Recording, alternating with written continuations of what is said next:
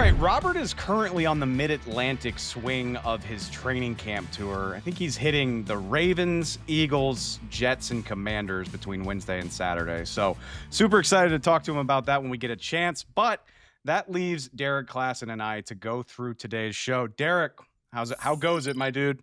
I'm doing very good today. This is a show that is kind of near and dear to me because I don't remember if it was the first show I did when I first took the job here last year, but it was certainly very early on. So it's a topic that I'm interested to jump into. I remember you doing this show last year, and I loved the concept. So I'm thrilled to revisit it with you in 2025. We're doing DNA changers. So if you don't remember last year's show, if you didn't listen to it, if you're new to the show, we're basically going to take a look at a handful of off-season acquisitions. Could be a veteran signing, could be a rookie draft pick, that are going to change the DNA of the unit that they're on. And what we mean by that is they are going to make a very obvious impact on the play style, on the feel of these units. When you watch them, you'll say, oh, this team is physical. This team plays this type of coverage. And a lot of it is to do with these specific guys. I love this concept. And it's a hard thing to articulate, like when you watch a certain team play defense or when you watch a certain offense, it's hard to articulate why they feel the way that they do. But I think you can pinpoint some specific players that make a team look and feel the way that they do. So I love this concept. I'm excited to get into it, and I'm going to give you the floor because, like you said, this one's near to your heart. So why don't you start us off? Yeah, I'm going to start with one kind of I'm going to start on the defense, and I think again, I might have mentioned a couple of DBs last year. I think DBs are just, they can really change what you're allowed to do on defense. And so to me, I want to start with one of the highest paid safeties that we actually got in this free agency cycle, Cam Bynum, formerly of the Minnesota Vikings, currently now with the Indianapolis Colts. And I think the reason to me he feels like such a DNA changer is, I think some of the guys I mentioned last year and certainly will mention at other points in this show, sometimes it's like a physicality thing. Like they're bringing violence to a defense that didn't necessarily have it. And like, Bynum's a good tackler and he's a good hitter, but that's not necessarily what it is for me. To me, it's that Bynum, I think, is very representative of the schematic change that we're going to get with the Colts. Last year, being Gus Bradley still being the defensive coordinator, they ran more cover 3 than anyone in the league. Obviously, they were just a hair under 50%, which actually for Gus Bradley is kind of low, but still, it still ended up leading the league. But they are obviously going to be moving into more of a 2-high world, more of a simulated pressure world, more of like a multiple fronts type of world with Lou Anarumo, who is formerly the Bengals defensive coordinator. And why I think all of this is so interesting is I think we saw last year and kind of the year before with the Bengals defense, they struggled to be the team that they wanted to because I think they had a lot of young players in the secondary who couldn't always mentally handle some of the stuff that Anarumo was asking of them. Not at all a problem with Cam Bynum. I think Cam Bynum is one of the sharpest safeties in the league. It's just, I think, to me, he has some of the best, what I call like position maintenance in the NFL. And that to me is just like, you're taking the right, like, you see and play the right leverage on certain routes. Like I was watching back the Colts game just to get a little bit of an example. And it's just one of those things where he sees like a tight bunch into the field and he just knows, okay, somebody from that bunch has to be playing a crosser. And he's just so quick at like getting out in front of it and making sure the quarterback never has a window. And I think if you're going to play this kind of aggressive, kind of multiple defense, you have to always be ready for whatever the offense's answer is. And I think Bynum, to me, I think just really hones in on that for them. I think there's another half of that too that I really love, and in addition to Bynum, I adored the decision to sign Charvarius Ward, who he's not on my list, but I think he's a guy that you could put on a list like this because he's a physical corner. He enables you to play a certain amount of defense with the way that he can man up on receivers and play physical with them. And yeah, it's circumstances outside of his control that led to a down season in San Francisco. I mean, the guy suffered a tremendous tragedy. He lost his daughter in the middle of the season last year. It's completely understandable if football was not the first thing on his mind. And obviously, best wishes to Charvarius Ward. If he's playing his best football, the two of them together in this scheme, I think like they go hand in hand for me, where those are additions that can completely transform the back end of your defense for a variety of reasons.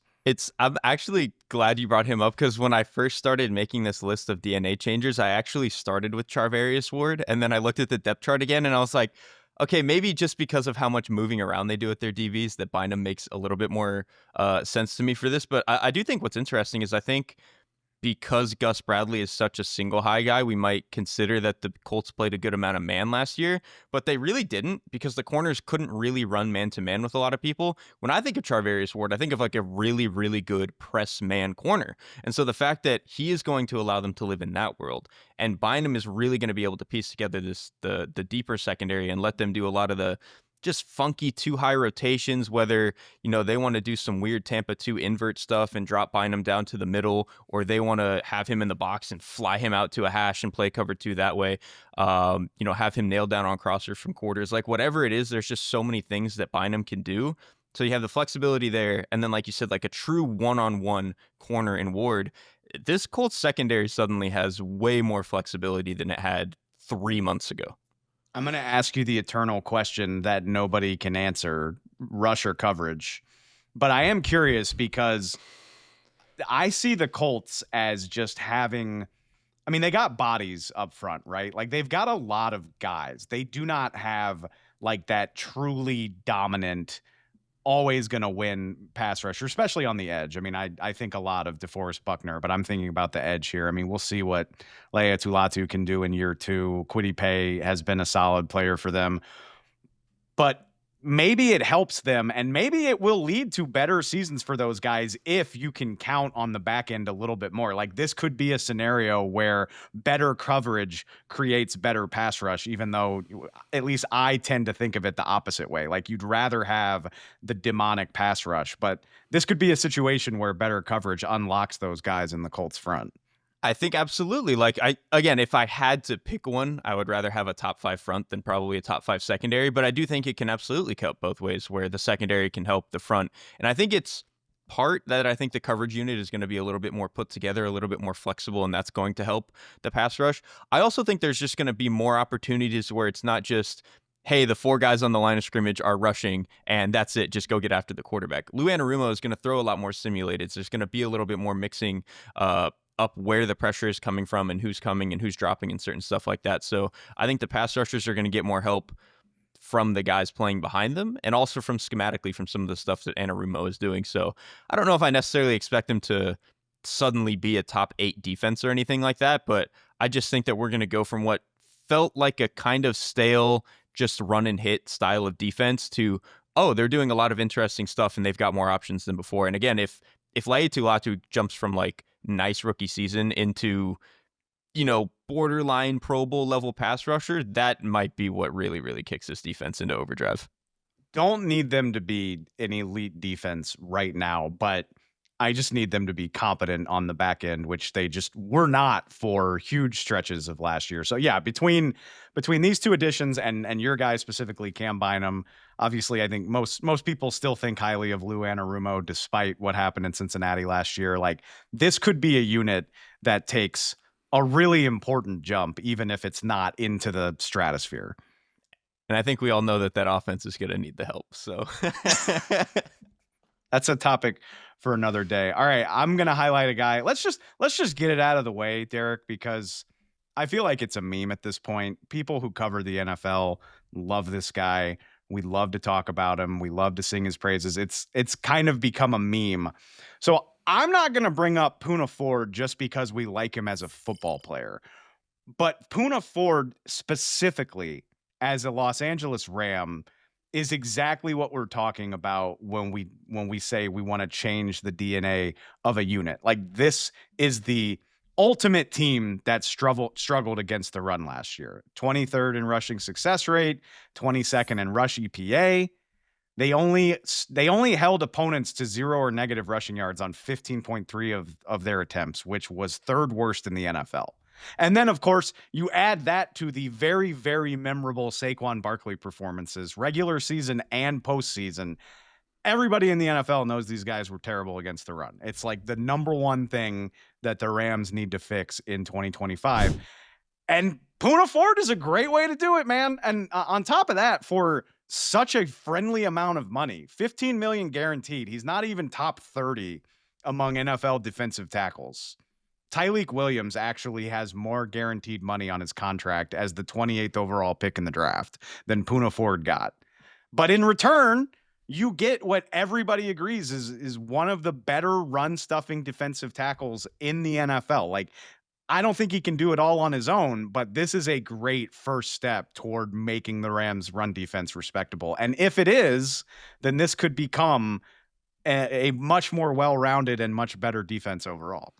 I couldn't agree more. It's funny that, before we do the show, we don't talk about who's on our list until we kind of both have them and we come together.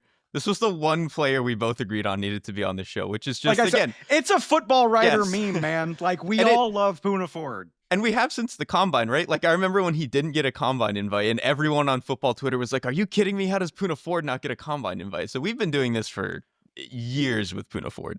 But I do think that's the difference, though, is like, we're not just hyping up Poona Ford on a Seattle Seahawks defense that has a million other talking points we could get to. Like, Poona Ford is here to address a very specific problem, and history shows that he can do it. Like, I mean, you go watch him on tape, the numbers are what they are. Like, PFF graded him out at 6th best in the NFL among defensive tackles at stopping the run, depending on how you feel about PFF's grades. But if you just go watch the Chargers last year, like, this is a guy who gets double teamed, is consistently very successful against double teams. And if he's one-on-one, he's probably going to beat its guy. Another PFF stat, 23 stops, which is essentially a tackle that leads to a bad play. 23 stops on the season. So this is like, his specialty is stringing out runs, stopping runs, making things messy, making things easier on everybody around him. So with the other talent on this front, because obviously the Rams have other guys, you're going to be asking Verse and Fisk and Kobe Turner to get in on this, but adding Poona Ford could really supercharge this run defense, and clearly they badly need it. And that point about stops is why he's a DNA changer, because in theory, what he's going to give you at his best is going to have like a cascade effect on the defense. You mentioned him getting stops, which obviously if the offense is running on 1st and 10, they're going to end up in a 2nd and 10 or 2nd and 11, whatever it is. I mentioned on a previous show, maybe a month ago, no team in the NFL had fewer 3rd and 7 plus, which is obvious pass rush situations, than the Rams. And it was because they couldn't stop the run. Like, teams just consistently were able to get 4 or 5 yards on them, and not allow what is a extremely promising pass rush to really get on the field and unleash themselves the way that they wanted to. So if Poona Ford, again, can just give them 1 or 2 more situations per game where Jared Verse and Kobe Turner and Braden Fisk get to really tee off on people, that's enough to go from like the 24th, this is kind of an interesting defense, but not good yet, to like an average, slightly above average defense, which, if the offense is what we think it is, that makes this like a pretty clearly really strong team in the NFC. The other thing I love about Poona is his reputation, deservedly so, is for stopping the run. But like, he's not a guy you have to take off the field in pass rushing situations. He's explosive. 25 pressures, 3 sacks last year. And I was curious, I looked this up. Per True Media, he was only on the field for 55 pass rush snaps on 3rd down. Like, obviously in clear passing situations, you're going to take him off the field for a pass rusher, maybe a DPR or something like that. So he's doing a lot of that in 1st and 2nd down and situations where it's not so clearly a passing situation. So if you were willing to leave him on the field, I think he could probably do more. It's just that there are probably guys that are better suited for that. Yeah, the Rams are actually like kind of uniquely suited for that, because Kobe Turner and Braden Fisk are just awesome pass rushers. So if they only need to keep Poona Ford fresh for run defense, you might get even the best version of Poona Ford. How much do you factor linebacker play into it, though? That's my one question. Obviously, the Chargers had Deion Henley last year. I know how you feel about him. Even their other backers were good too in LA. Like, Denzel Perryman had a decent year. Like, Colson was okay when he had to play. It's not to say the Rams linebackers are bad. It's just, it's a young unit. I mean, I think there's guys they feel excited about. I saw, talk at Rams camp about Nate Landman. Omar Spates was a fun find for them last year. I mean, I think if Poona Ford is doing his job, it'll make life easier on those guys. But Yeah, do you have linebacker play of the caliber of what we saw from the Chargers last year? Not even close. And so that is definitely going to be part of the calculus here. It is, again, to me, Deion Henley is like a almost all pro level linebacker. I think he's really, really good. And then again, the other guys that they had, like Denzel Perryman specifically, is the guy who he can only do so much, can't really cover, but man, he can come down and hit a guard, and I just don't see a player like that necessarily in the Rams linebacker room. Like, to me, Omar Speights is an interesting player, and then Nate Landman next to him was pushed out of Atlanta linebacker room that is not that good to me either. He's a decent tackler and like okay between the tackles, but just not a guy who's going to give you anything outside. So I think this Rams team is definitely going to be asking a lot of the front to make the linebackers' job easy, which, to be fair, they do have enough guys up front for that. So, And that is why Poona Ford is here. I just like this is a fun front, right? Like we already mentioned all these guys: Jared Verse, Braden Fisk, Kobe Turner, Byron Young, and now Poona Ford. It's like they're the prime rib, and Poona Ford is just the order. He's the green on the plate, like he's the asparagus or the broccolini, where it's like, all right, I got my greens. We want to have a ton of fun and get after the quarterback, but we got to balance this thing out. And I think Poona Ford is just the guy to solve that problem. All right, who is your next one? yeah, my next one is a little bit of a 2-for-1, and this is, I think, a pair of players that everyone, including ourselves, have talked about a good amount, and they were actually the first pair of players I thought about when we were doing this exercise. Dre Greenlaw and Talanoa Hufanga in Denver. Like that is when I think of players who are changing how a defense feels and plays. It is guys like Dre Greenlaw and Talanoa Hufanga are, to me, I've brought up this term a number of times. They're car crash players. Like they want to run, they want to hit, they want to hear pads, they want to hear helmets. And obviously that has like led to them getting a little bit banged up. I think especially in the case of Hufanga, he's always missed like smaller time here and there just for various different injuries. But I think when I look at the Denver defense, despite how good they were last year, they never really had that feeling in the middle of the field. Like obviously Patrick Surtain, he's the best corner in the league, and then the front was really good, and they played really well in pass rush downs and stuff like that. But their linebacker unit with Alex Singleton missing a lot of the season, and then like Justin Cernod having to play a lot last year, and then even in the safety room, like PJ Locke was their other safety next to Brandon Jones. Just more like replacement level players who to me were not bringing that much oomph. They weren't really making offenses scared of running over the middle of the field, whereas there's not many linebacker safety duos I would be more scared of than running over the middle of the field than Dre Greenlaw and Talanoa Hufanga. So I just think they bring like an element of physicality that even for as good as Denver's defense was last year, they just didn't have and might need to go from, seventh best defense to maybe the best in the league this year. I went back and listened to y'all's show last year just to familiarize myself with the concept and see what y'all said about some guys. And Robert used Dre Greenlaw as the example of a DNA changer because he just, again, he has that physicality that even watching from your couch on TV, you can feel him through the screen. Like you can hear the contact when he hits guys, and like he makes the type of hits that make you say like, oh, that guy got, he got messed up. Like that was disgusting. I'm so glad I don't play pro football, like that type of stuff. And I'm sure if you are not a 49ers fan, you probably hated this guy because like what he brought to the game, he's going to get chippy. He's going to talk mess to guys on the other team. But that's exactly what you want on your own defense. Like you want that enforcer. Like it's like a hockey goon. You're like, yeah, I'm glad he's on our team because he's going to make life miserable on everybody around him. And oh, by the way, he's good at football too. Like it's not purely just hitting the crap out of people. Like he's good at what he does. Yeah, this isn't just like I love this player, so I don't mean this as a negative thing, but it's not like a Landon Roberts where he's kind of just going to be a missile for you, but he's kind of limited in what he can do, and he's really just bringing physicality but struggles in some areas. No, man, Dre Greenlaw at his best when he's healthy is one of the best linebackers in the league, and outside of just the violence and just the physicality that I think he's going to bring, I think where this like really is going to show up for the Broncos on the field is last year, according to FTN and DVOA, the Broncos were the second worst team in the league against running back passes. Like they just check down screens, whatever it was, guys were just consistently able to get a lot of yardage out of the backfield. I think when you have Dre Greenlaw in the field, I don't conceive of him as like the Fred Warner eyes behind his head covering dig routes type of cover linebacker. But if plays are happening in front of him, he's going to kill them sooner rather than later. And so I think that that's really going to help this defense a lot.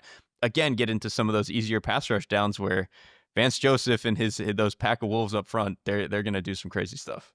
From what I gather, and not to say that there was bad blood in San Francisco or anything like that, but from what I gather, it seems like it mattered to Dre Greenlaw to go be the man somewhere. And as good as he is, that's not going to happen in San Francisco. Fred Warner is, I mean, he's absolutely incredible. Not much needs to be said about Fred Warner. I'm curious to see how he adapts to that, not just from a leadership perspective, but for lack of a better way to describe it, like being the general in the middle of that defense. Because in San Francisco, especially when they were at their peak, you can afford to have Dre Greenlaw just be like your wild card. He's just like the rabid dog in the middle of the defense, and Fred Warner's there to kind of handle everything and be the quarterback. I assume there's going to be a lot more of that on his plate in Denver, and I'm curious to see how he handles it. I am too, because when I consider what the Niners were like 3-4 years ago, when it was Fred Warner, Dre Greenlaw, and Azeez Al-Shire. Like Azeez Al-Shire went off and went to multiple different teams and was able to kind of handle that. He did it for a little bit with Tennessee, and now he's doing it with Houston, where like he is the guy in the middle of that defense. I fully expect Dre Greenlaw to be able to handle a lot of that for them. So couldn't be more excited for how that's going to look. We talked about Hufanga. We talked about both of these guys on a previous show a week or two ago. We talked about Hufanga. You know, he was an All-Pro a couple years ago in San Francisco. There was obviously the injury. Assuming he's fully back from that, and to be fair to him, it does take time to bounce back from those things. You hear that all the time. Assuming a full bill of health and full confidence in his mobility, what do you get most excited to see out of Hufanga, particularly in a defense where there's this much around him? I just think, to me, like when I consider what Hufanga can be and what this pass rush is, like safeties like him who have a penchant for really wanting to get downhill and hit do better with pass rushes that are going to get there immediately, and defensive schemes that are throwing a lot of pressure, because the idea is, okay, well, if they're sending 5 or 6, then the quarterback's got to get the ball out. And so that kind of allows safeties who really want to move down, who really want to be like hole players, or if you're playing quarters, like really aggressive, driving down on the hashes type of players. That's exactly what Hufanga is. So I think if he's healthy, he's going to be a really, really good fit for the way that they want to play defense. So Dre Greenlaw, again, I expect to be like the captain in the middle, but I think Hufanga is going to really bring something coming out of the roof of that defense that they just didn't have before. I think these guys are poster boys for changing the DNA of a defense, which is a crazy thing to say about a defense that was already one of the best. Yeah. Top 5 in the NFL. But yeah, I'm so excited to see the confidence, the physicality, the big play potential that these guys could potentially add to that unit in Denver. All right, Derrik, I'm excited to talk about this guy, and I'm curious for your take of whether I'm projecting a little too much, because 2024 was not great for Haason Reddick. Obviously, there's a lot of reasons for that. He was in a contract dispute after getting traded to the New York Jets. It seemed very contentious. He didn't even report to the team until well into the season.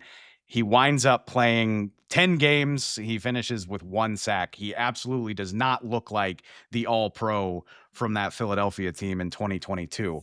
But landing spot matters, man. And I don't think you could choose a better one than Tampa Bay if Haason Reddick is going to reignite any part of his career. And I am really excited to see what he does here. He signed a 1-year deal with the Bucks. I think it's like $12 million with a couple of million in incentives. So this is, by former All-Pro standards, this is a flyer for the Buccaneers. Like if he doesn't meet that potential, it's $12 million that you needed to spend anyway. But the potential is so intriguing. Derrik, were you aware that since Todd Bowles took the defensive coordinator job in Tampa all the way back in 2019, the Buccaneers are second in the NFL in total sacks, 281. Only Pittsburgh has gotten to the quarterback more often than Tampa Bay since Todd Bowles got there. I would not have guessed that. I would, with as much as they blitz, I guess that makes sense because on the other end of these sacks, they probably have given up a decent amount of explosives. But I think too that's hard to like. I think last year they didn't feel like an elite pass rush unit, but over the course of his career, no, that actually makes sense for him being there the past handful of years. That's the crazy thing, man. And yeah, Todd Bowles blitzes a lot. His Hmm. linebackers are always going to have nice sack tallies, but he's done this without some sort of crazy elite pass rush. Like, if I tell you Pittsburgh's had a ton of sacks, you're like, well, yeah, that makes sense. TJ Watt's been there for the last 8 years on top of like 5 other guys. Todd Bowles really only he's had one like capital D dude edge rusher in the whole time he's been doing this. Shaq Barrett had 19 and a half sacks in 2019. And other than that, he's just kind of piecing it together with 5 or 6 dudes that can get him 6 to 10 sacks. Like that has been the Bucks pass rush for most of the time that he's been there. So I'm very curious to see what he could do with a guy of, that's accomplished as much as Haason Reddick has. Obviously, he's 31 years old. I would guess he's close to the end of his prime if he hasn't reached it already. But if somebody's going to unlock that potential, I like Todd Bowles as somebody to do it. I do too. Like there are certain parts of this that do still scare me. Again, he's 31. He's coming off a year where he didn't play that much football, and I think a lot of that scares me. But where I do think he clearly fits into like DNA changer is his just body type wise. He's way different than all the other guys they have on this roster. Like Yaya Diaby is a good player, but he's a 270-pound try to run through your face type of player. Anthony Nelson, kind of the same thing. Chris Braswell is he's a little bit smaller than that, but to me, he's like a good number 2 edge setting type of defensive end. He's not really like a finesse speed type of pass rusher. Haason Reddick at his best is just turn and burn around the edge and try to get around the arc as fast as possible. And that is something that they have not had probably since Shaq Barrett, truthfully. And so I do think that like in terms of really bringing in a different element to the pass rush that they haven't had in the past couple of years, I do think Reddick gives them that. And hopefully if he's good, they don't have to bring 6 bodies as much as they did last year. Well, and I think that's why I thought of him as a DNA changer is if he's up to snuff, if he's even close to what we remember from a few years ago, he just changes the math for the Buccaneers. Like that is a guy that you have to pay attention to, and that makes the matchups easier on everybody else, whether it's Yaya, Kalijah Cansey, Vita Vea. I mean, I don't think of him as like a bona fide pass rusher, but obviously he can make your life miserable, especially if you can't afford to pay extra attention to him. And then, yeah, having a badass on the edge that the other team is accounting for is also going to make life easier when you do want to bring added pressure, which Todd Bowles is still going to do. Like he's not going to change his stripes at this point in his career. Todd Bowles is not just going to try to use 4 as often as possible. That's not who he is. But if they're worried about Haason Reddick, that just makes life easier on up to 5 or 6 different guys. And that's a lot of fun. Yeah, I definitely want to be clear. I know Bowles is still going to blitz over like 40% of the time. It's just instead of nudging up against 50%, maybe we can be a little bit closer to 40%, not have to be quite as insane every single play. It would be fun, and it's a testament to how good he is at scheming a defense that like the Bucks are better than pretty much everybody else at getting to the quarterback, but it would still be a lot of fun to see them do it with a bona fide front 4 that can generate that pressure on their own more often than not. All right, who's your next guy? Yeah, my next is, and this is maybe the one that I'm most happy about happened this offseason. To me, it's Ryan Kelly and kind of by extension, Will Fries and even Donovan Jackson with Minnesota.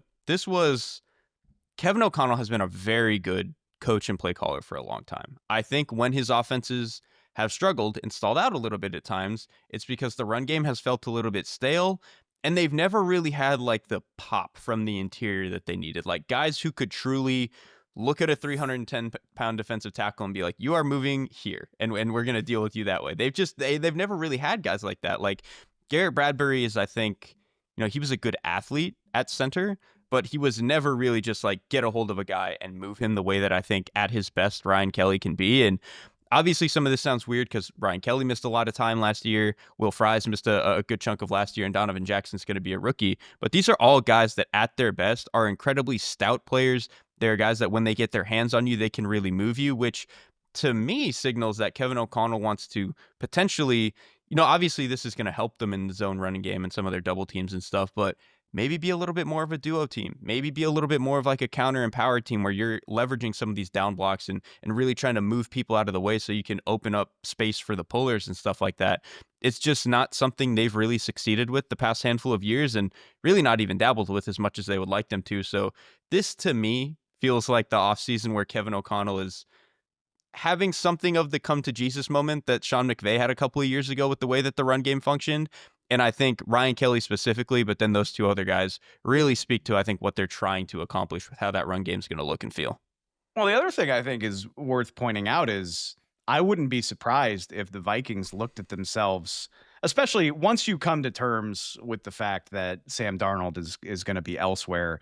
You say, we cannot put JJ McCarthy in a situation where he has to drop back so many times in a game. And like as good as he might be eventually, 22-year-old JJ McCarthy cannot just drop back and stand in the pocket and we're going to expect to win a lot of games. Like, we need to have a functional running game. We need to have some, we can build off play action. We can get him moving out of the pocket and have, trust that defenses aren't just going to key in on him. I think it's genius on their part to be like, we got to put this kid in a good situation. And part of that is actually being able to lean on the run. I couldn't agree more. Like, I think if we get to the end of the season and the Vikings win like 12 games and have a really good season, ideally they will have been like 27th or 28th in pass rate. Like, it will be a team that, again, they are living through the run game, really leveraging themselves in the play action passing game. And then obviously just because they're ahead, because we expect the defense to be helping them out a little bit too, they'll just be able to close some games out a little bit more in the second half, which I do think at times is also something that they struggled with. And so I think all of that could really help them. You mentioned helping McCarthy, too, with the run game, but I also think Ryan Kelly, too, specifically, you bring in one of not just another veteran center, and I know Bradbury was also a veteran, but a guy who has truly played at like an all-pro level before and can handle a lot mentally. That helps when you're bringing in a young quarterback like J.J. McCarthy, who, again, by year 3, year 4, year 5, he might be able to handle all the protections and see stuff really well, but it's nice when you're trying to get a guy who didn't really have a rookie season to bring him along with a veteran center who clearly has done this before, worked with a number of different quarterbacks, a number of different systems, and is going to be able to handle the mental, load of the offense. I think reporters do it, fans do it. We as the football viewing public, let's just call it what it is. We want to watch quarterbacks drop back in the pocket and fire lasers to every level of the field. And there's almost like a disdain for guys who don't win that way. There was disdain for JJ McCarthy because Michigan didn't need him to do that much. It's the nexus of the Jalen Hurts debate is like, well, yeah, how much do you really have to do? If you can step away from the desire to rank quarterbacks, that's the whole point, man. It's like, what? You want me to apologize for making life easy on the quarterback? No, that is what we want to do. We want the quarterback's job to be easy. And even Kevin O'Connell has spoken to that specifically, not necessarily, the run rate and stuff like that, but just like, he's like, my job is to make the quarterback's job as easy as it can possibly get. And obviously, not asking him to drop back a million times plays into that. But again, yeah, we've seen some of the best offenses in the league function without necessarily needing their quarterback to throw 40 times again. Look at the Packers. Like, for as great as I think Jordan Love is, I think part of why they can function that way is because they don't ask him to necessarily drop back 40 times. Like, they're really not limiting his dropbacks, but when, they drop back, I think slightly more than other teams, and they're just like, hey man, we're going to chuck it down the field because that's what you do best. I think in the idealized version of JJ McCarthy, at least in year 1 for him, it's probably going to look something more similar to that, where we're just using the run game and some screens as our short yardage type of thing, and then we're just unleashing him 10 yards down the field on when he's asked to throw. The other thing I think is really fun about this that I haven't seen mentioned as many times is just Ryan Kelly and Will Fries have played a lot of football together. Mm-hmm. Like, they came over from Indy together.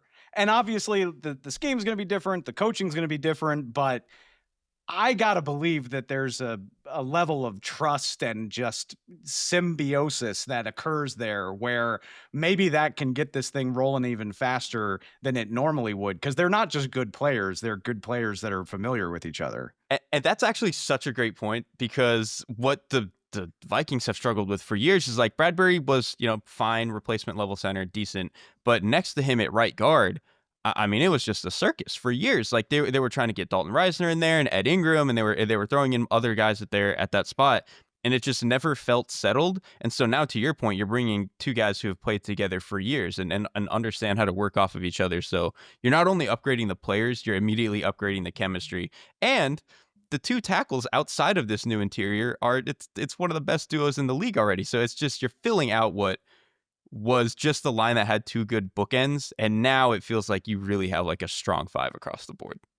It's gonna be really funny if the Vikings DNA looks like Michigan football at times this year, if they can really lean on the run game and get play action and stuff like that going the way that they would probably prefer. Like we're talking about DNA.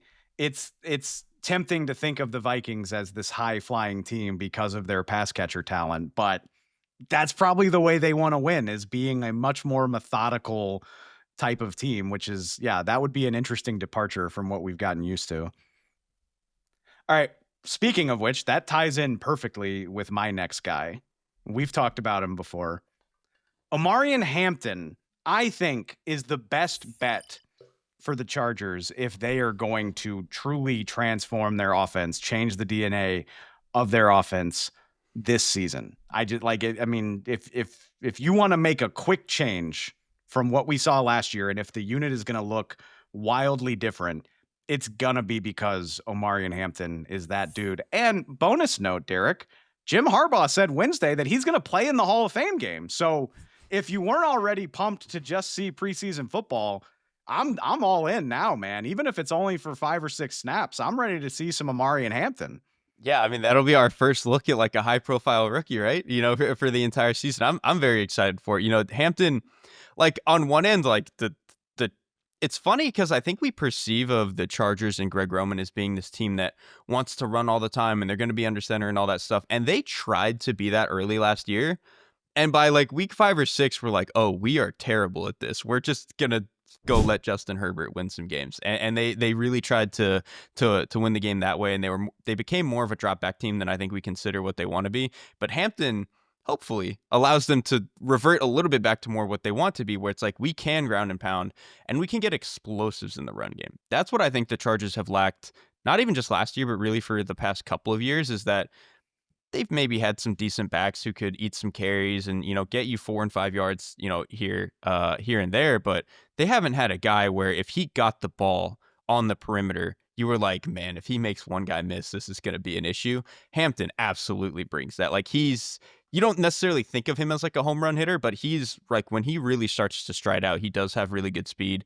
He's even good out of the backfield. He's good on third downs as a pass protector. Like they're going to go from an offense that was consistently cycling guys at running back, trying to find any sort of answer, to like, wait, this guy can just play 90% of the snaps if we really need him to. I wanted to look at some numbers and do a little bit more research on Hampton besides just watching his college tape, because most running backs look good in college. Just, it is what it is. I came away really impressed with what I found.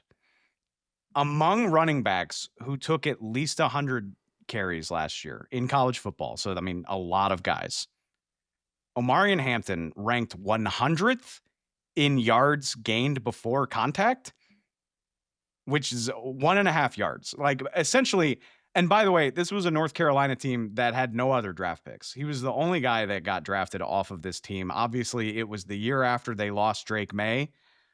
Omarion Hampton was the focal point of this North Carolina team.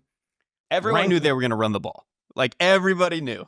And everybody could get to him also, by the way. Like he ranked 100th in yards before contact, and he still finished with 1,600 yards and 15 touchdowns. So this guy worked hard for his production his final year in college, and physically, like, as well. He averaged 23 attempts per game, and in 8 of his 12 games, he went over 25. So to your point, this is a dude who ideally you do want to spell him, right? And they did sign Najee Harris, but this guy doesn't need to come off the field. Like, this guy can be a true workhorse right out of the gate, or at least that's my expectation. Same here, and I think sometimes when we have teams sign a secondary back, it's so that that other back can play third down, and you just have your workhorse back. With Hampton and Najee Harris, it's kind of the opposite, right? Where I think we're going to see Najee Harris a little bit more on first and second down, where he's just it's the third drive of the game. We're just going to have Najee Harris eat 3 carries on this series, and that's fine, so that you can keep Hampton fresh for some of your third down stuff. Because again, he's a very good pass protector, and out of the backfield, he's not like peak James White or something where he's one of the best pass catchers in the league, but I think he's absolutely going to be able to handle himself as a pass catcher. So they can really do a lot with their back in a way that they just couldn't the last couple of years. He averaged, I think, 33 receptions per season over his last 2 years in college. So similar to Ashton Genty, we see these guys breaking explosive runs every week in college football and just assume that's all they can do. No, they are pretty accomplished receivers for college players as well. And it's funny to me because based on those stats, I feel like Jim Harbaugh looked at the running back class and was like, who's going to get me yards even if my blocking is mid? Because their blocking was mid last year. So Omarion Hampton offers the potential of giving you production even if it's not blocked up the way you would prefer. And by the way, let's say the Mekhi Becton signing is a home run and the Chargers are fairly healthy up front and Joe Alt makes a year 2 jump. If the line's better and you have Omarion Hampton, you could really be cooking with gas and have one of those rushing attacks where half the league just can't handle what you're doing up front. And that's very exciting.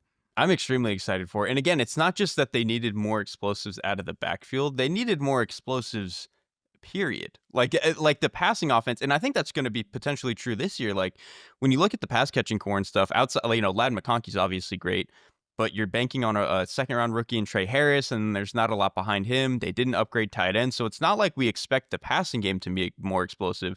We kind of need Hampton to just rip off a couple of 15-yard carries a game, but I think he can do it. And we did a show a week or so ago where we said we thought the arrow was kind of pointed sideways for the Chargers.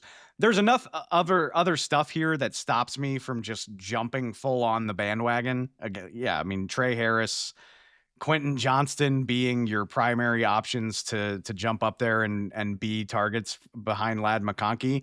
I'm not ready to go there, but if this running game hits the way that we're describing that it could, I don't know, man. All of that stuff gets a lot easier to manage. And I hate to tie things back to the Cowboys all the time, but 2016, Zeke Elliott made life so much easier on so many pieces of that Cowboys offense. To be clear, that Cowboys offensive line was incredible and was much better than what I think the Chargers are throwing out there. But if you can even flirt with that type of running game production, it's going to make things so much easier on so many people. All right, Derrik, who's your next guy? Yeah, I've got one here. Another, going back to the safety well, which for me, if we include Talanoa Hufanga, it's technically the third one I'm doing here. So I don't know. I guess I really just think that these guys can be DNA changers. But for me, it is Andre Cisco, who is now joining the New York Jets, formerly of the Jacksonville Jaguars. And to me, this is in a way like the opposite of the Cam Bynum thing, where I look at the Jets defense, and to me, they were a little bit more of like a quarters, kind of playing a lot of zone over the past few years with Robert Saleh. Now they bring in Aaron Glenn. I conceive of Aaron Glenn as, in an ideal world, playing a lot more loaded boxes. We're playing single high. We're playing a lot of man coverage. And so I think there's some questions about, how is the corner room going to shake out in that front? Are they going to be able to play as man coverage as they want? But I think the other thing to consider there is that you really want a good center fielding safety. And I think what we saw with Detroit the past few years is that Kirby Joseph absolutely was able to handle that for them. Like, he was one of the best ball hawking free safeties in the league and did a really good job of being able to cover numbers to numbers and just do a good job of staying on top of routes, staying on top of posts, making sure he's not getting beat over the top. And then when opportunities presented themselves on third downs, when we're throwing pressure, he's jumping routes, he's jumping crossers and really making plays that way. Cisco, to me, brings that in a way that, one, you need in this defense, but two, the Jets just didn't have safeties like that the last couple of years. I think they had a lot of safety play that was they were getting by. And you know, I think Cisco, when he's really playing at his best, can be something closer to like a Pro Bowl level guy he's a bigger guy, he's a really good athlete. And again, I think when he's playing at his best, can be a guy who can get his hands on the ball 3, 4, 5 times a year, which for a Jets defense that you know, I don't know how much their offense is going to be helping them. They need to get their hands on the ball as much as possible, and Cisco potentially brings that. I admire your boldness here, Derrik, just because like it's easy to evaluate a rookie and say, hey, this guy was good. This is what he's good at. We can plug him into this unit and make it better. Or this is a good player from another team that's going to a unit, and here's how we'll make it better. Andre Cisco was on a bad unit. Like the Jags, specifically against the pass, were horrific last year. And it's admirable on your part to be like, yeah, last year wasn't great, but this is what this guy's good at. And here's how it can translate into a new scheme, even if the 2024 tape is not super inspiring. And I imagine that's doing some heavy lifting here that like, hey, Andre Cisco is not at fault for the failings of the Jacksonville Jaguars last year. It's a lot of like, I just don't know if any Jaguars player outside of, you know, maybe Trayvon Walker and Josh Hines-Allen played their best ball last year. And so I'm willing to give some of those guys some leeway. And I do think if you're going to sell yourself on Andre Cisco, you kind of have to go back and watch some of 2022, 2023, and really sell yourself that his best tape in those years is really what more of you're going to get. But to me, when I look at going from what was just a disaster of a defense under Ryan Nielsen last year with Jacksonville to Aaron Glenn, who in my mind is one of the sharpest and most well put together defensive play callers in the league and defensive minds. Yeah, man, you could pretty easily get me there on like Andre Cisco going from, you know, shaky player playing behind a pretty bad defense to being a really useful player. And I also think safety is almost in the way that corner can be. Safety play can be kind of volatile year to year where like if you're the last line of defense, but the defense sucks, you're probably just not going to look very good, especially as a center fielder like Cisco. So I think if the Jets defense really puts itself together a little bit this year, Glenn calls a better defense. I have some faith that, you know, I don't know if he's going to get back to his peak, but can definitely be a lot better than he was in Jacksonville last year.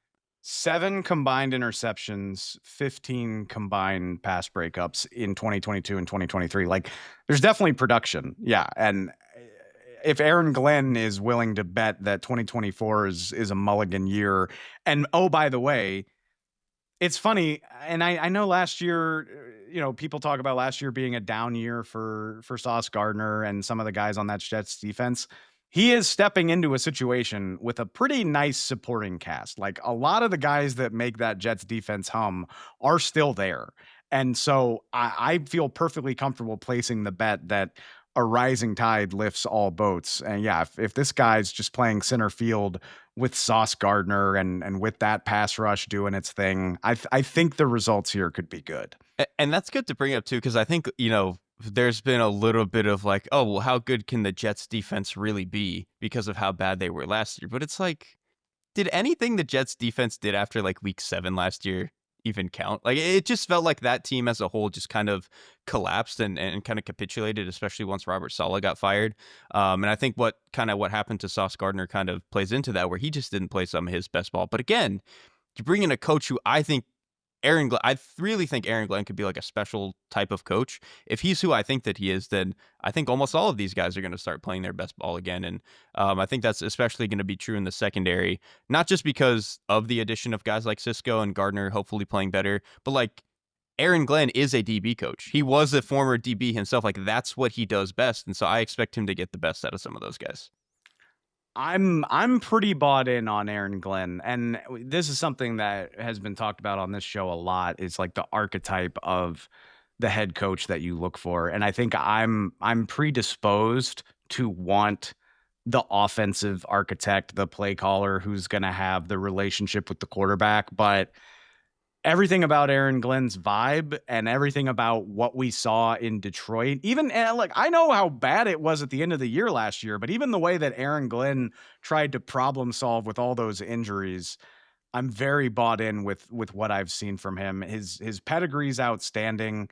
I don't have the list in front of me, but the guy's coached under like half of the best defensive minds of the last like 25 years. Like he's got a tie to every quality defensive coaching staff in the league. I'm very excited to see what he can do.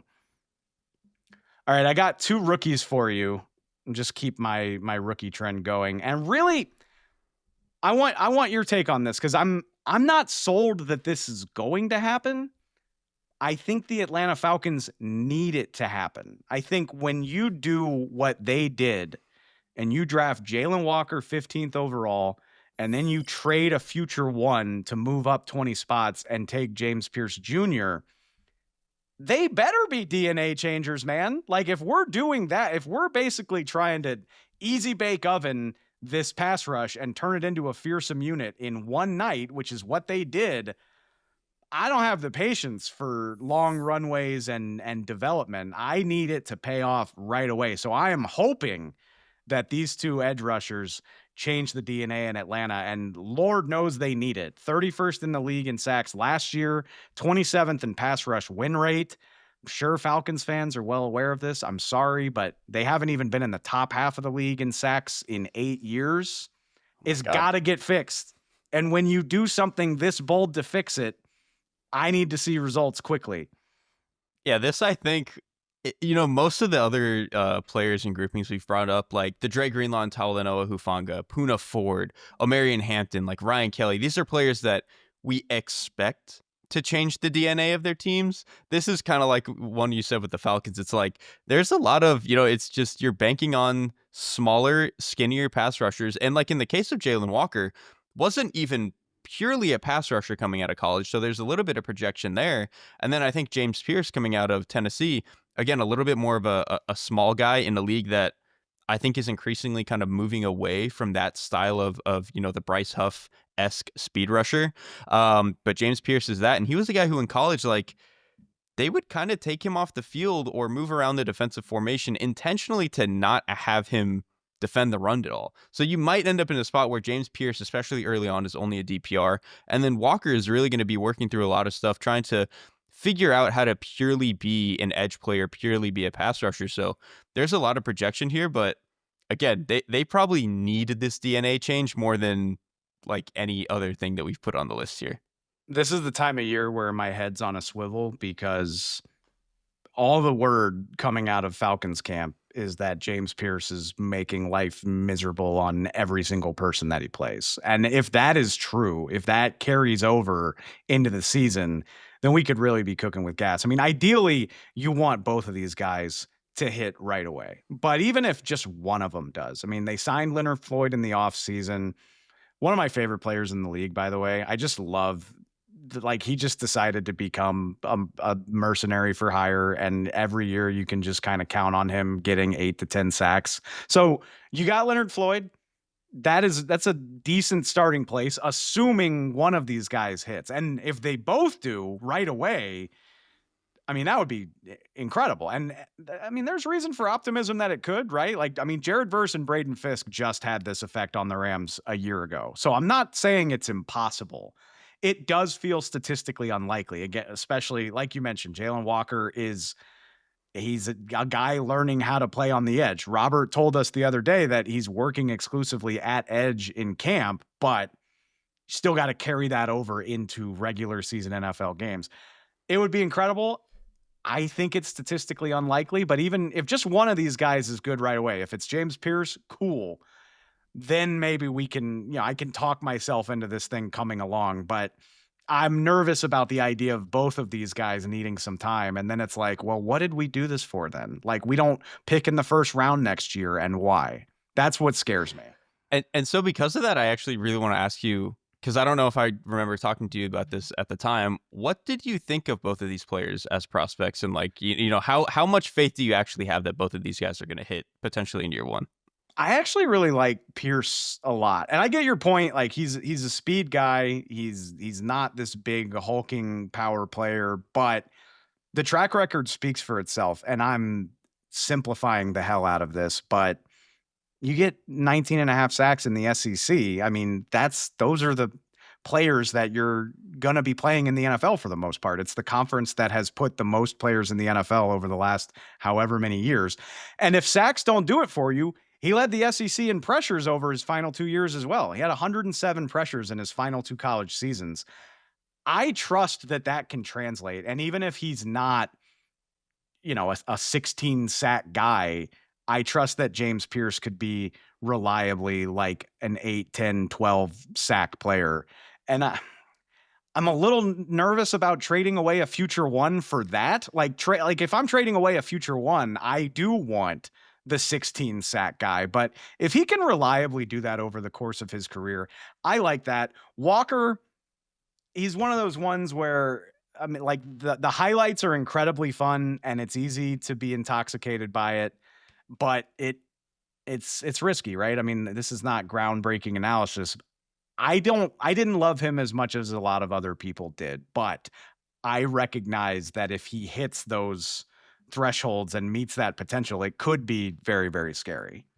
Okay, that's a little bit where I landed with Walker too. I am 9 out of 10 times I am the guy that would rather have the finished product player that's maybe not as talented, and maybe that means that I won't hit on the freak guys. And typically I'm okay living in that world. Like I'm okay settling for the known quantity more often than not. Well, so that's funny that you land there with like, I liked Pearce for that reason because I've always liked this kind of archetype of player. And I think I struggled with him in a little bit of ways for the opposite reason, where on the edge, I like the guys who have length, who can play through your chest, who can like really defend the run and stuff. And when I look at James Pearce, he just didn't check any of those boxes. Like the line I kind of had all throughout draft season was like, he can be Bryce Huff. Are you spending a first round pick on Bryce Huff? That was kind of like I just don't know. To be clear, I would not have, again, risk freaks me out in the draft, and I would not have done this trade that the Falcons did. But if James Pearce develops into that type of player, they can laugh all the way to the bank. And I suspect there's some urgency to, like I said, like really microwave this pass rush because it's year 5 for Terry Fontenot. He hasn't had a winning record yet. The Falcons haven't been to the playoffs in 8 years. I don't know that the Falcons have to do anything crazy this year, but you want to see some proof of concept, right? Like you'd like to see the Falcons finally deliver on the hype that they get every offseason, and at least maybe they win the division, or at least they finish with a winning record for the first time in a few years. And improving the pass rush is a big part of that. I think this stuff needs to work out, not just for the Falcons on the field this year, but this could be a very questioned front office maneuver if it doesn't hit like gangbusters. Yeah, I think the last thing I'll actually say is I've mildly sold myself on the Walker thing just because, again, when I think about it more, I like players with violence and length, and he does have that. But also Raheem Morris has done some interesting and creative stuff with his edge players in the past, obviously going back to some of his time with the Rams. So for a player who like we thought maybe was going to play off the ball, I do think having a little bit of that flexibility with a coach like Morris, you could get an interesting player there. I love these guys for this exercise too, because if they're successful quickly, or like I said, even if just one of them is successful quickly, but like if the Falcons have 2 edge rushers that they can count on reliably, I think that changes the calculus of how I view the Falcons. Like I am much higher on them if this works out. And like I said, the training camp reports are intoxicating, and I'm excited to see how well that carries over. All right, you had a rookie as well. Let's wrap it up here. You got one more guy from this year's draft class. Who you got? Yeah, I wanted, this is one of those exercises where I don't want to load up on rookies, but I did have to get at least one in here. And last year, it's funny, the one I mentioned was J.C. Latham of the Tennessee Titans, because it was, to me, it was a lot of like, okay, you're bringing in this guy who's just absolutely massive, like 330 pounds. He's going to move people in the run game. And to me, I think if you're talking about DNA changers on the offensive line, it kind of has to be that. For me, I'm funny enough going back into the Jets pool here, which maybe I just think this team is going to be better than they should. Derrik Klassen, the Jets believer. Let's talk about it. Which is funny because like by week 5 last year, I was like, this team sucks. They're not going anywhere. But now they have Aaron Glenn, and so I like them. But my last pick is tackle they just drafted, Armand Membou. I loved his film at Missouri, man. Like I remember he was one of those players where this happens during the draft season. I went in watching the Texas A&M game for Shamar Stewart and Nick Scourton. Like 10 plays in, I was like, I'm pretty sure the best player on the field is the right tackle. And like, just the movement skills are insane. He's not like the tallest guy, but he just has this bulky, sturdy frame that once he gets his hands on you, he's so explosive and has just like insane torque when he moves you. Like some of his goal line and red zone stuff to me was just, again, the way that he can step to the second level and really move people to me is electric. So I think when you factor that in with some of the other young, promising pieces that the Jets kind of have on their offensive line, I just think if Membou brings the power and pop that I really think he can in the run game, especially for a team that with Justin Fields at quarterback and with like 3 pretty capable running backs, I think are going to run the ball a lot, Membou can kind of be the driver here that really puts that to where they want it to go. It's such a fun draft prep thing when you wind up totally enamored with somebody that wasn't even on your radar when you turn on a game. You're just like, wait, no, that's who I want to watch. I don't care about this guy anymore. I mean, always becomes your favorite prospect by the end, right? Like the couple of guys you notice doing that are like still by the end of the process, you're like, yep, that's one of my favorite players. there's so much to like. He's 21 years old and played plenty of college football, by the way. Like he started at Missouri for 3 years. So it's not even like it's not that much of any draft prospect is a projection, but like we've seen plenty of him in college. Like at this, even though he's young, he's played plenty of football. And I'm with you, man. I said this on a previous show. Lord help me. Like I'm intrigued by what the Jets got there, I guess is what I'm trying to say. Like just the tackles, again, a good offensive line can make everything look so much better. It can make everybody's life easier. You have a quarterback with some mobility. Do I think Justin Fields is going to be this year's Sam Darnold? Not really. Like, I'm not expecting that. But I do think the Jets could have a really interesting and entertaining offense if it's called the right way. And I think it hinges on Membou and Fashanu, but this could be a team that's a pain in the ass to play, in my mind, at least, if this stuff hits the way we want it to. Okay, I'm glad I'm not alone because I feel like a crazy person sometimes, but I look at it and I'm like, this could be a lot of fun. Yeah, I hesitate to say they'll be good, right? But I already talked about how much I love Aaron Glenn. I probably still like Justin Fields is not good, but I think he's like a less embarrassing player than people probably conceive him to be. I think he can be like the 24th best quarterback in the league, and that's fine. They just paid Garrett Wilson, who is good. I look at this young offensive line. I think that they could be decent. And then I liked a lot of the rest of their draft class, like Mason Taylor's good. Azaria Thomas, I really liked at corner. So almost every single move that they made this offseason made sense to me.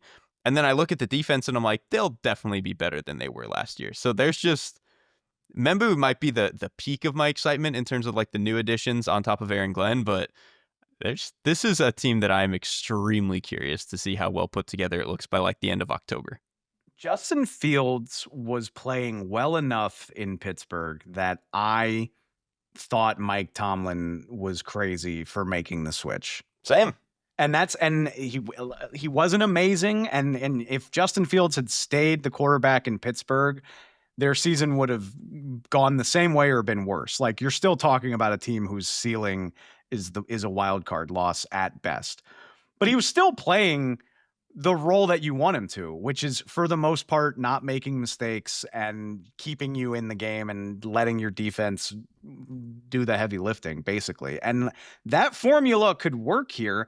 And oh, by the way, the Steelers' offensive line was not good, and we don't know that the Jets' offensive line is good yet either, by the way. But if Membou is the man, if Fashanu is good, like that creates another layer of intrigue, we'll say. Yeah, I don't think either one of us is ready to put the Jets in the playoffs, but I just think this could be a pesky team. That's the opinion I keep coming to. Yeah, I'm not going to call them a playoff team, but they're going to be I wake up on Tuesday morning and I just want to see what's going on in the film room. They're going to be that type of team. It's funny too, because the NFL, like people talk about it, you're not going to see as much diversity in scheme as you do when you watch like college football, obviously. But this could be this year's team that just looks wildly different than most other teams in the NFL. And A mobile quarterback is going to be a big part of that. But also, if you have an offensive line that lets him get creative and succeed in unorthodox ways, we'll say, like, that's going to be a big part of it. All right. That is all we got. That was a ton of fun, man. I appreciate you, Derrik. That was, I love this show every year. So I'm extremely excited to have done this one again. I'm making mental notes of all of these guys, and we'll see how all of this ages. And maybe in a month, maybe in 2 months, we'll look at each other and be like, yeah, no, the Jets aren't it, man. Yeah. But for the time being, a ton of fun, and it's something to watch as we get into the season. I appreciate it. That's all we got for now. Plenty more content coming your way. We're 5 days a week. Robert's at training camp. We'll have plenty to break down as we move along. Until then, we appreciate it, and we'll talk to you all next time. Thanks for watching The Athletic Football Show. Subscribe to the channel to keep up with us. Like and comment on this video, and we'll see you next time.